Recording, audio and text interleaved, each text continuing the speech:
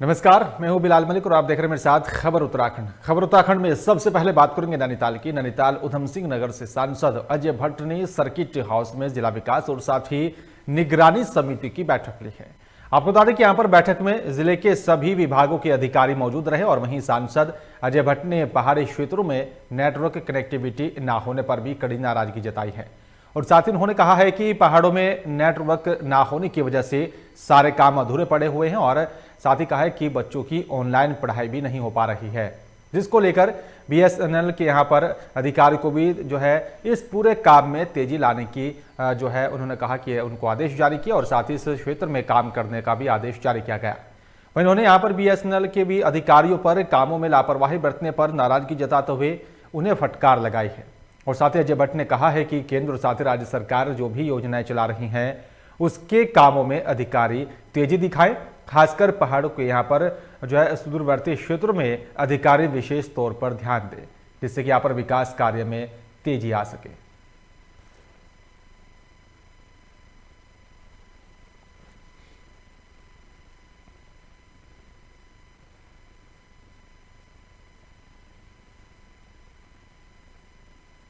देखिए, कभी कभी अब आप उसे फटकार कहिए, थोड़ा सा हमको बोलना ही पड़ता है कि अगर काम ठीक से नहीं होते हैं। अब कनेक्टिविटी है, भारत सरकार ने गांव-गांव में कनेक्टिविटी का एक बीड़ा उठाया है, हर गांव को जोड़ने का। बीएसएनएल हर गांव तक पहुंच गया है। अगर बीएसएनएल ठीक काम नहीं कर रहा है तो उसकी जिम्मेदारी यहाँ के जो हेड ऑफ डिपार्टमेंट हैं उनकी है, उनकी जिम्मेदारी है। तो उसकी जिम्मेदारी को फिक्स करना हमारा काम है, क्योंकि हमारे कर्मचारी हैं। हमने थोड़ा सा हो गया कड़ाई से कहा होगा कि ये काम क्यों नहीं हुआ, कैसे नहीं हुआ है, तो कोई उसके पीछे गलत इंटेंशन नहीं था। देखिए कभी कभी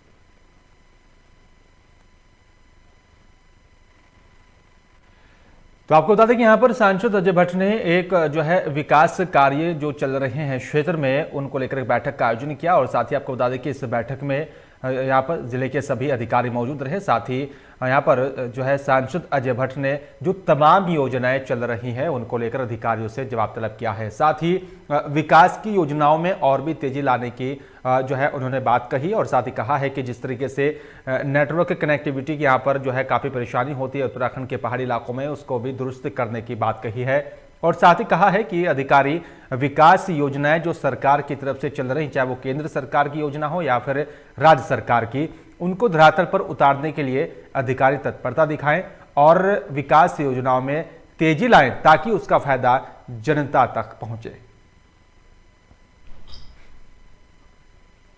तो साथ ही आपको बता दें कि जिस तरीके से इस बैठक का यहाँ पर आयोजन किया गया था, विकास और साथ ही निगरानी समिति की बैठक ली गई जो है यहाँ पर सांसद की तरफ से और साथ ही इस बैठक में विकास योजनाओं को लेकर उनके यहाँ पर योजनाओं की समीक्षा की और साथ ही जो है विकास को और भी तेज गति से धरातल पर और साथ ही जनता तक पहुँचाने की बात कही है। और इस खबर पर तमाम जानकारी के लिए मुन्ना अंसारी हमारे संवाददाता फोन लाइन पर जुड़ गए हैं। मुन्ना, सांसद अजय भट्ट ने यहाँ पर एक विकास योजनाओं को लेकर बैठक की और जिसमें तमाम अधिकारी मौजूद रहे, क्या कुछ निकलकर सामने आया?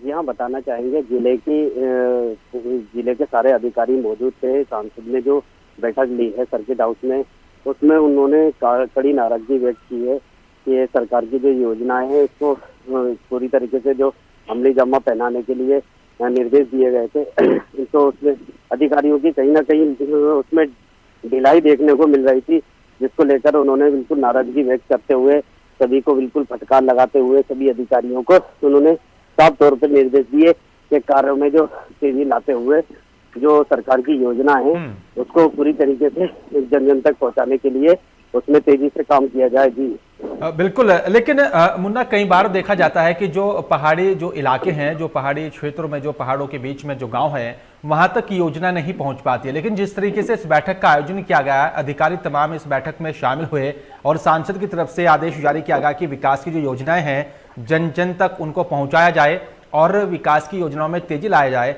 तो क्या लगता है आपको जो विकास की योजनाएं जो चल रही, चाहे राज्य सरकार या केंद्र सरकार की हो, अब उनमें और तेजी देखने को मिलेगी? यह बताना चाहेंगे, आगामी चुनाव को लेकर पूरी तरीके से जो ये जितने भी यहाँ के मंत्री या विधायक या फिर सांसद जो भी जनप्रतिनिधि हैं वो पूरी तरीके से अब कड़ा रुख अख्तियार कर रहे हैं। अब जब चुनाव में ज्यादा समय नहीं है तो इसलिए वो अधिकारियों को पूरे पेश कस रहे हैं। और साथ ही बताना चाहेंगे जो दुर्गम यहाँ के नैनीताल जनपद के जो दुर्गम क्षेत्र है उसमें कई बार ऐसा देखने को मिलता है कि अधिकारी दुर्गम क्षेत्रों में बिल्कुल नहीं जा पाते हैं। इसलिए वहां पर क्या होता है, ग्रामीण क्षेत्रों में बिल्कुल अभाव होता है प्रचार प्रसार का, तो इसलिए योजनाओं का पूरी तरीके से उनको पता नहीं लग पाता है। बिल्कुल, और यही एक जिससे बड़ा वो कारण उसका होता लाभ है नहीं कि प्राप्त। सरकारी योजनाओं से कोसों दूर रहते हैं जनता, उसका सीधा फायदा भी नहीं मिल पाता है। शुक्रिया आपका तमाम जानकारी साझा करने के लिए।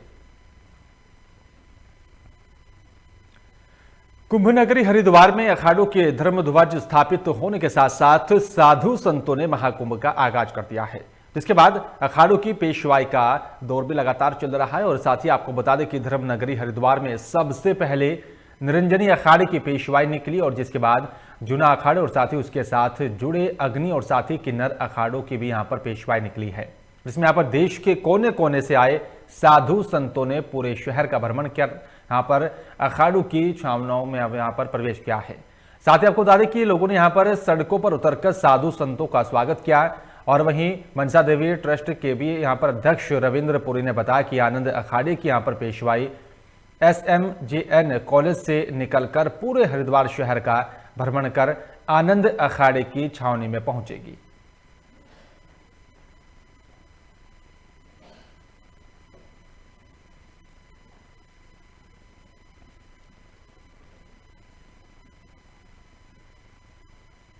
इनका जो जुलूस है जिसमें सैकड़ों की तादाद में नागा है, रथ है, हाथी है, घोड़ा है, हेलीकॉप्टर किए हुए है और भी कई आकर्षण झांकियां इनके साथ है। तो ये पेशवाई आज यहाँ SMJN PG कॉलेज से निकल के सिंह द्वार होते हुए, कनखल चौक होते हुए और यहाँ से शिव मूर्ति होते हुए और वाल्मीकि चौक से होते हुए ये पेशवाई आनंद अखाड़े में पहुंचेगी। वहाँ इसका समापन हो जाएगा और वहाँ से जो हमारा जो इनकी जो कुंभ मेला छावनी है वो आनंद अखाड़े में है। तो आज हम यहाँ से बहुत दिव्य, भव्य और सुरक्षित रूप से पेशवाई लेके हम जो है मायापुर की ओर रवाना हो रहे हैं। और संयुक्त किसान मोर्चा के बैनर तले डोईवाला में किसानों की महापंचायत यहां पर एक हुई और जिसको लेकर किसान नेता डोईवाला क्षेत्र के सभी गांवों में जाकर किसानों से समर्थन की अपील कर रहे हैं।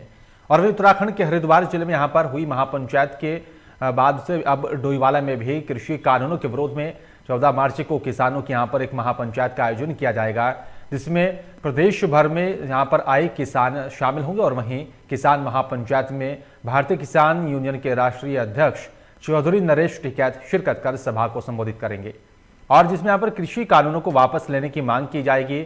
और साथ ही किसान नेताओं ने कहा है कि किसान आंदोलन को और भी मजबूत बनाकर सरकार से सभी कानूनों को वापस लेने के बाद ही किसान आंदोलन को खत्म किया जाएगा।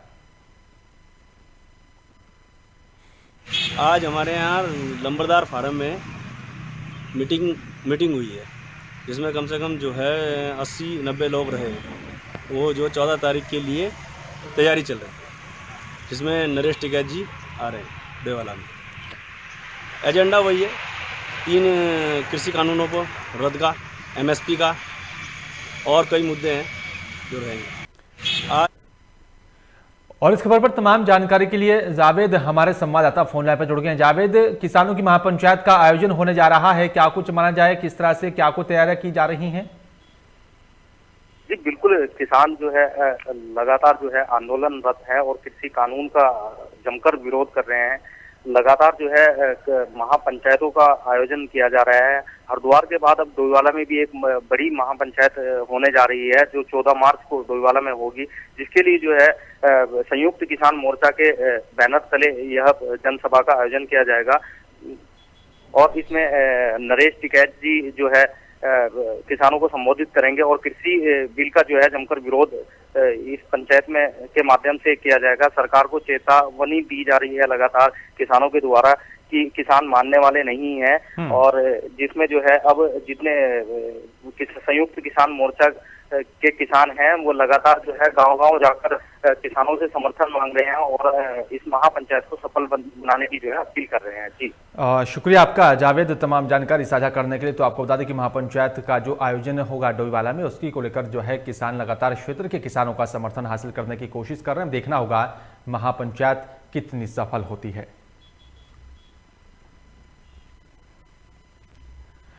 हरिद्वार में मेला अधिकारी दीपक रावत ने मायापुर मंदिर में साधु संतों के साथ सफाई व्यवस्था को लेकर निरीक्षण किया।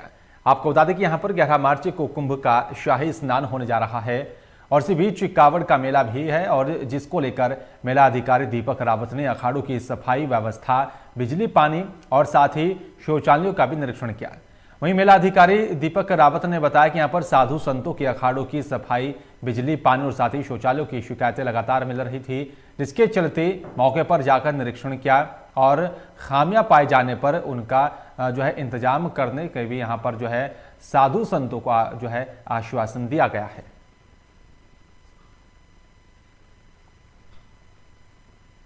अभी हम माया देवी मंदिर के प्रांगण में हैं और यहाँ पे जूना की, आवाहन की, अग्नि अखाड़े की छावनियाँ लगी हैं। बहुत से हमारे सम्मानित साधु संत भी यहाँ पे मौजूद हैं और आज आपके साथ एक संयुक्त निरीक्षण किया गया जिसमें मूलभूत सुविधाएं, बिजली है, पानी है, भूमि का संतलीकरण है, शौचालय हैं, इन सब पे चर्चा हुई।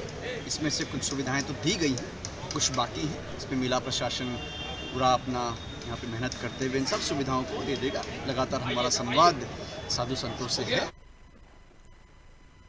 देहरादून में बीजेपी की कोर ग्रुप की बैठक का आयोजन किया गया है, जहां पर 2 बजे बीजापुर सेफ हाउस में यहां पर कोर ग्रुप की बैठक शुरू हो गई थी और वहीं बैठक में बीजेपी प्रदेश प्रभारी दुष्यंत गौतम, राष्ट्रीय उपाध्यक्ष रमन सिंह पहुंचे। यहां पर प्रदेश जो है अध्यक्ष भगत सिंह ने भी स्वागत किया। आपको बता दें कि यहां पर कोर ग्रुप की बैठक में मुख्यमंत्री त्रिवेंद्र सिंह रावत और साथ ही कोर ग्रुप के सदस्य भी मौजूद रहे। और यहां पर आपको बता दें कि 18 मार्च को सरकार 4 साल की रिपोर्ट कार्ड पेश करेगी और वहीं बैठक में पार्टी आगामी की रणनीतियों को लेकर भी चर्चा कर रही है।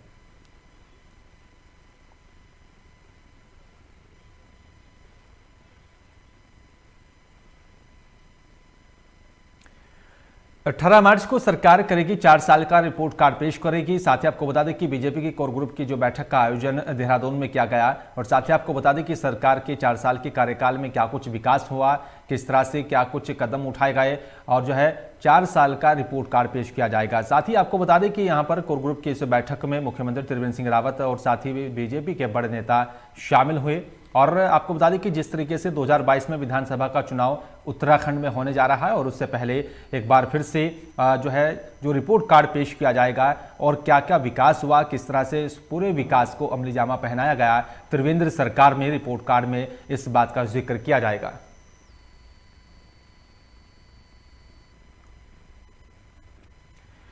और चलिए बात करेंगे डोईवाला की। डोईवाला नगर पालिका के यहां पर भानियावाला में नारी शक्ति स्वरूपा प्रदेश महिला संगठन से जुड़ी स्वयं सहायता की महिलाओं ने भी होली के रंग तैयार किए हैं।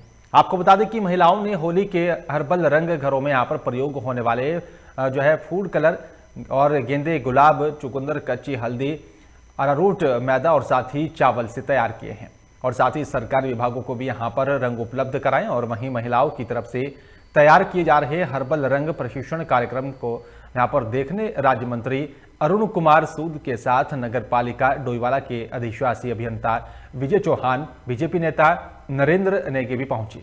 यहाँ पर महिलाओं के उत्साह को देख राज्य मंत्री ने यहाँ पर महिलाओं समूह को 10 किलो रंग तैयार करने को भी कहा है। और साथ ही राज्य मंत्री अरुण सूद ने यहाँ पर हर्बल रंग को सीएम हाउस में ले जाने की बात कही है। और इस अवसर पर महिला समूह की तमाम महिला सदस्यों ने कार्यक्रम में शिरकत की। पूरा भारतवर्ष चाहता है कि महिला सशक्तिकरण बढ़े। इसी की पहल में ये जो हमारी ऑर्गेनाइजेशन है इसने बहुत ही अच्छा महत्वपूर्ण कार्य किया है।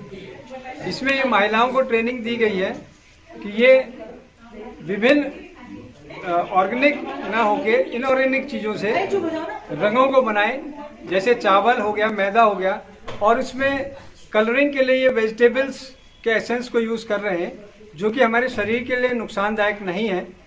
ऐसी स्थिति में हम सबको इसको मिलकर सहयोग देना चाहिए और जो केमिकल वाले रंग हैं उनसे हमको बचना चाहिए। स्किन को आजकल बीमारियां बहुत चल रही हैं, तो हमने एक हर्बल कलर बनाने की वो ठाना है कि हर घर में हम हर्बल कलर बनाएं। इसको हमने एक अरारोट होता है उससे बनाया। वैसे मैदा से बना सकते हैं, चावल के आटे से बना सकते हैं। बस चावल के आटे को महीन करके पीसना पड़ेगा।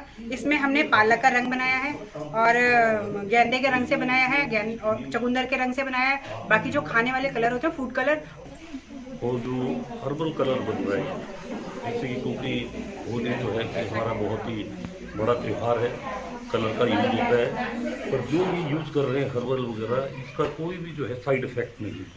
अगर गलती से मुंह में भी चला गया तब भी उसका कोई साइड इफेक्ट नहीं है। मैं नारी शक्ति का बहुत बहुत इनको बधाई देना चाहता हूँ। हल्द्वानी में अंतर्राष्ट्रीय महिला दिवस के मौके पर नैनीताल पुलिस की सराहनीय पहल देखने को मिली है। आपको बता दें कि यहां पर हल्द्वानी के सुशीला तिवारी अस्पताल में नैनीताल पुलिस की कप्तान प्रीति प्रियदर्शनी ने अंतर्राष्ट्रीय महिला दिवस के अवसर पर पुलिस परिवार की महिलाओं और साथ ही महिला पुलिस कर्मियों के स्वास्थ्य प्रशिक्षण शिविर का भी आयोजन किया, जिसमें यहाँ पर आईजीएसपी सीओ की यहाँ पर पत्नी के साथ कई पुलिसकर्मियों की पत्नियां भी और साथ ही महिलाएं पुलिसकर्मी भी यहाँ पर मौजूद रही। और साथ ही वहीं कप्तान प्रीति प्रियदर्शनी ने कहा है कि स्वास्थ्य प्रशिक्षण में यहाँ पर मुख्य तौर पर कैंसर और साथ ही सर्वाइकल कैंसर के बारे में जागरूक करना है, ताकि महिला पुलिसकर्मियों और साथ ही पुलिस स्टाफ की पत्नियों को इसके बारे में जानकारी मिल सके। आज Uttarakhand police wives welfare association की नैनीताल यूनिट के द्वारा हम लोग महिला दिवस के अवसर पर यहाँ पर एसटीएच में आज हम लोगों ने हमारी जो फोर्स की महिलाएं हैं और हमारी जो फोर्स में जो जेंट्स हैं उनकी जो वाइफ्स हैं, बेसिकली जो फैमिलीज़ हैं उनकी बच्चियाँ भी होंगी, उनको भी इन्वाइट किया है। आज हम लोग यहाँ पे एक स्वास्थ्य का शिविर लगा रहे हैं, साथ ही साथ उनके लिए स्वास्थ्य संबंधी जागरूकता का भी हम लोगों ने यहाँ पे आयोजन किया है। एसटीएच के डॉक्टर्स हमारे साथ में बहुत कॉपरेट कर रहे हैं और वो उनको स्वयं जो है इस संबंध में जागरूक कराएंगे। Basically breast cancer, cervical cancer, ये 2 चीज़ों पर हमारा फोकस ज़्यादा है, ताकि महिलाएं जो है समय से अपना स्वास्थ्य परीक्षण करवाती रहे। 1 मार्च से कोरोना वायरस को खत्म करने के लिए विशेष रूप से वैक्सीनेशन अभियान चल रहा है। और साथ ही आपको बता दें कि लालकुआं में पूर्व स्वास्थ्य केंद्र में वैक्सीन लगाने का भी कार्य किया जा रहा है, जिसमें यहाँ पर बुजुर्गों के भी अब कोरोना वैक्सीन लगाई जा रही है। और आपको बता दें इस दौरान जानकारी देते हुए यहाँ पर चिकित्सा अधिकारी डॉक्टर लव पांडे ने बताया कि इस चरण में कोरोना वैक्सीन का टीका 45 से 60 साल के लोगों को लगाया जा रहा है, जिसके लिए यहाँ पर 1 मार्च से रजिस्ट्रेशन की भी शुरुआत हो चुकी है। और साथ ही बताया कि टीका लगवाने के लिए रजिस्ट्रेशन करवाना अनिवार्य होगा। आपको बता दें कि यहाँ पर कोरोना टीकाकरण में लगभग सैकड़ों लोगों को वैक्सीन लगाई जा चुकी है, जिसमें अभी तक किसी भी व्यक्ति को किसी प्रकार की कोई परेशानी नहीं हुई है। वहीं वैक्सीन लगवाने में यहाँ पर किसी भी प्रकार का कोई खतरा नहीं है। द्वितीय चरण का वैक्सीनेशन स्टार्ट हुआ है 1 मार्च से ऑल ओवर इंडिया, तो हमारे लालकुआं में भी कल से स्टार्ट हो गया है। और इसमें जो है 60 ईयर्स से अबव जो हमारे सीनियर सिटीजन हैं उन सब के लिए ओपन है। ये अपना पोर्टल पे जो है रजिस्ट्रेशन करा के कोविन ऐप जो है गवर्नमेंट वाला, उसमें जो है रजिस्ट्रेशन अपना करा के यहाँ पर वैक्सीनेशन करवा सकते हैं। इसके अलावा 45 ईयर्स या 45 to 59 ईयर्स जो कोमॉर्बिड हम लोग कह रहे हैं, कोमॉर्बिड मतलब हुआ जो गंभीर रोग से पीड़ित हैं, हार्ट का हो गया, किडनी का हो गया, तो हमारी गाइडलाइंस है वो भी अपना रजिस्ट्रेशन करा के कोविन ऐप में। जहां एक और राज्य सरकार ने मंगलोर में निर्माणाधीन स्लोटर हाउस को बंद करने के आदेश जारी किए और वहीं दूसरी ओर अब आपको बता दें कि यहां पर बीजेपी नेताओं ने स्लोटर हाउस का निर्माण बंद होने पर खुशी जाहिर की है। और साथ ही आपको बता दें कि यहां पर बीजेपी नेता जमीर हसन ने मीडिया कर्मियों का भी धन्यवाद किया। दरअसल हरिद्वार में आपको बता दें कि मंगलोर में पशुधनशाला का भी निर्माण हो रहा है और जिसका बीजेपी नेता जमीर हसन सहित कई हिंदू संगठन लगातार विरोध कर रहे थे। वहीं विरोध को यहां पर देखते हुए राज्य सरकार ने स्लोटर हाउस के निर्माण पर हरिद्वार जनपद में रोक लगा दी है। वहीं इस मौके पर बीजेपी नेता जमीर हसन ने कहा है कि हरिद्वार के मंगलोर में बन रहे स्लोटर हाउस के विरोध की खबरें मीडिया ने प्रमुखता से दिखाई थी, जिसका संज्ञान राज्य सरकार ने लिया और साथ ही राज्य सरकार ने हरिद्वार जनपद में स्लोटर हाउस खोलने पर पूरी तरह से पाबंदी लगा दी है। जो यहाँ मीट फैक्ट्री बन रही थी, उस मीट फैक्ट्री के खिलाफ हम लोगों ने एक लंबी लड़ाई लड़ी है। इस लंबी लड़ाई में मीडिया वालों ने, मीडिया कर्मियों ने जो यहाँ के थे, उन्होंने लगातार हमारा सहयोग किया है। उस सहयोग के लिए मीडिया का धन्यवाद करने के लिए, उनका आभार व्यक्त करने के लिए आज उनके सम्मान में ये एक छोटा सा कार्यक्रम रखा गया है। सम्मान तो मीडिया का पहले। बीजेपी के प्रदेश प्रवक्ता और साथ ही उधम सिंह नगर जिले के यहां पर जिला मीडिया प्रभारी विनय गोयल 1 दिवसीय दौरे पर उधम सिंह नगर पहुंचे, जहां पर उन्होंने बीजेपी के जिला कार्यालय में यहां पर कार्यकर्ताओं के साथ बैठक करने के बाद प्रेस कॉन्फ्रेंस की। और इस दौरान उन्होंने कहा है कि बीजेपी विश्व की सबसे बड़ी पार्टी है और साथ ही कहा कि आने वाले विधानसभा चुनाव में वो विकास के मुद्दों को लेकर जनता के बीच जाएंगे। और वहीं इस दौरान उन्होंने सभी कार्यकर्ताओं को सरकार की तमाम योजनाओं और साथ ही क्रियाकलापों को भी सोशल मीडिया के माध्यम से जनता तक कैसे पहुंचाना है, इसकी भी जानकारी दी। विनय गोयल ने कहा है कि डबल इंजन की सरकार केंद्र और साथ राज्य में चहुमुखी विकास कर रही है और बीजेपी चुनाव जीतकर एक बार फिर से सत्ता में वापसी करेगी। हम लगातार जनता सेवा के काम करते रहते हैं और लगातार हम लोग जनता की सेवा के काम करते रहे। हमारे पार्टी किस प्रकार से अपने अपने क्षेत्रों में काम कर रही है उसका हम आकलन भी करते रहते हैं। इसी प्रकार से मीडिया विभाग में हम किस प्रकार से जिलों में अपना काम कर रहे हैं इसका जानकारी लेने के लिए हम पार्टी ने हमारे प्रवास तय किए थे और हमें अलग अलग जिलों की जिम्मेवारी दी थी। मुझे उधम सिंह नगर जिले की जिम्मेवारी दी गई थी, इसलिए 1 दिवसीय प्रवास पर मैं यहाँ आया हूँ और मीडिया से संबंधित अपने सभी साथियों की मैंने मीटिंग करके उनसे। और इस खबर पर तमाम जानकारी के लिए शाहिद खान हमारे संवाददाता फोन लाइन पर जुड़ गए हैं। शायद एक बार फिर से बीजेपी जनता के बीच पहुंचकर एक बार फिर से सरकार की तमाम योजनाओं और विकास को पहुंचाने की कोशिश कर रही है।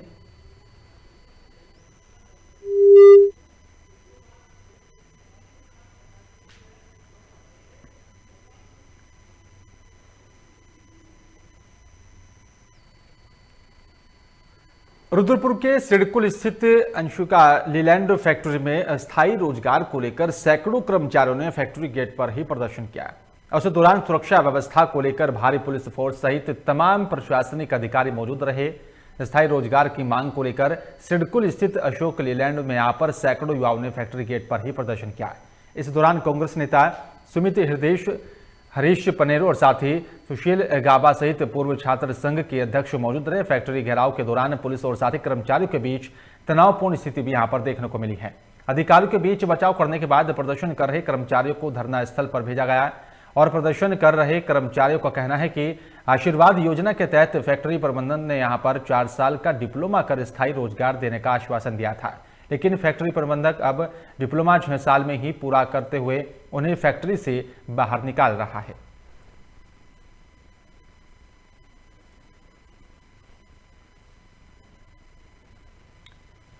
रुड़की के भगवानपुर क्षेत्र में सीपीओ पुलिस ने यहां पर वाहन चेकिंग अभियान चलाया और आपको बता दें कि यहां पर नेशनल हाईवे 73 पर तेज रफ्तार से गाड़ियां चलाने के चलते देर शाम तक सीपीओ पुलिस पूरी तरह से मुस्तैदी के साथ अपनी ड्यूटी का पालन करती रही और साथ ही सड़क दुर्घटनाओं को लेकर लोगों को जागरूक किया गया। वहीं सीपीयू के यहां पर उप निरीक्षक भारत सिंह ने भी बताया कि यहां पर हाईवे पर तेज गति से दौड़ रहे वाहनों के खिलाफ अभियान चलाया जा रहा है और जिसमें यहां पर नेशनल हाईवे पर दौड़ रही तेज गति से वाहनों पर लगाम लगाने की कोशिश की जा रही है। साथ ही स्पीडोमीटर से यहां पर गति की भी जांच की जा रही और तेज गति से चलने वाले वाहनों का ई चालान कर उनके घर भेजा जाएगा। ये जो यहाँ जो छोटी गाड़ियाँ हैं ना, जो छोटी लाइट मोटर व्हीकल, उनकी स्पीड 80 लिमिट बांध दी गई है, वो सामने लिखी हुई है, और जो ट्रक हैं उनकी है 60। तो जो हम स्पीडोमीटर हमारे पास है, जिनकी स्पीड ज़्यादा तेज़ है उनको हम यहाँ ई चालान करेंगे, उनके घर ये चालान पहुँचाया जाएगा। और जो हाई स्पीड वाले जो चालान होते हैं वो क्या घर पहुँचते हैं? हाँ, बिल्कुल घर पहुँचेंगे, क्योंकि यहाँ हम गाड़ी को रोक नहीं सकते, इतनी स्पीड में गाड़ी जा रही है, एक्सीडेंट होने का चांस है, किसी गाड़ी को हम ऐसा हाथ नहीं देंगे। ऋषिकेश में छात्राओं को आत्म सुरक्षा के लिए जनपद टिहरी की पुलिस लगातार परीक्षण दे रही है और आपको बता दें कि यहां पर ऋषिकेश के पास मुनि की रेती क्षेत्र में 10 दिनों से चल रहे प्रशिक्षण शिविर का भी समापन हुआ है। वहीं मौके पर एसएसपी तृप्ति भट्ट पहुंची और आपको बता दें कि उन्होंने यहां पर छात्राओं को प्रशिक्षण शिविर के यहां पर प्रशस्ति पत्र भी वितरित किए। आपको बता दें कि इस दौरान आत्म सुरक्षा के गुर सिखाने के लिए भी यहां पर छात्राओं ने पुलिस का धन्यवाद किया। वहीं एसएसपी ने बताया कि यहां पर इस प्रकार के शिविर भविष्य में आगे भी जो है इस तरह के आयोजन किए जाते रहें और जिससे महिला निडर होकर समाज में चल सके। टिहरी गढ़वाल जनपद में हम लोग आत्मरक्षा शिविर आयोजित कर रहे हैं, जिस क्रम में आज मुनि की रेती में जो हमारा 10 दिवसीय निशुल्क आत्मरक्षा प्रशिक्षण है लड़कियों के लिए, उसका आज समापन किया गया और इसमें काफ़ी हर्ष सभी प्रतिभागियों ने प्रकट किया और भविष्य में भी इस प्रकार के आयोजन हम लोग करते रहेंगे। इससे बच्चों के आत्मविश्वास में बहुत वृद्धि होती है और हमने बच्चों से अपील करी कि किसी प्रकार का महिलाओं के विरुद्ध अगर किसी तरह का अपराध घटित होता है तो उसमें उसे सहन न करें, उसकी सूचना अवश्य पुलिस विभाग को दें, जिस पर त्वरित कार्रवाई की। टिहरी में कोरोना वायरस को लेकर माननीय उच्च न्यायालय की तरफ से भी गठित जिला अनुश्रवण और साथ ही निगरानी समिति की बैठक कलेक्ट्रेट सभागार में संपन्न हुई है, जहां पर बैठक में सभी संबंधित विभागों ने यहां पर कोरोना संबंधी साप्ताहिक प्रगति की रिपोर्ट प्रस्तुत की और साथ ही जिसका संकलन कर आगे की सुनवाई को लेकर माननीय उच्च न्यायालय को प्रस्तुत किया जाएगा। और वहीं बैठक में समिति यहां पर कुंभ मेले सहित स्थानीय मेलों की तरफ से जारी दिशा निर्देशों का भी अनुपालन करने को कहा है। आपको बता दें कि नई टिहरी और साथ ही घनसाली में यहां पर आयोजित हो रहे मेलों में यहां पर कोरोना को लेकर पुख्ता तैयारियां नहीं किए जाने पर समिति ने असंतोष भी व्यक्त किया। और वहीं सचिव जिला विधिक सेवा प्राधिकरण यहाँ पर सभी संबंधित अधिकारियों को शासन की तरफ से मेलों के संबंध में यहाँ पर जो है जारी SOP का अनुपालन करने का आदेश दिया है। निरीक्षण भी करेंगे, जितने काम हैं उन कामों की चेकिंग भी करेंगे और उनकी जांच भी करेंगे और सारी जांच रिपोर्ट माननीय उच्च न्यायालय और फिलहाल इस बुलेटिन में मेरे साथ सिर्फ इतना ही। बाकी तमाम खबरों के लिए आप देखते रहिए लोकमंच। नमस्कार।